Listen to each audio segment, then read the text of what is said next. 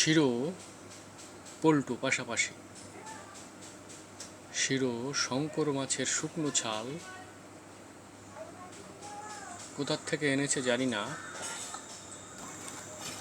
এখন সে চিবিয়ে চলেছে, মানে টুকরো টুকরো করে তাকে খেয়ে চলবে যতক্ষণ শেষ না হয়।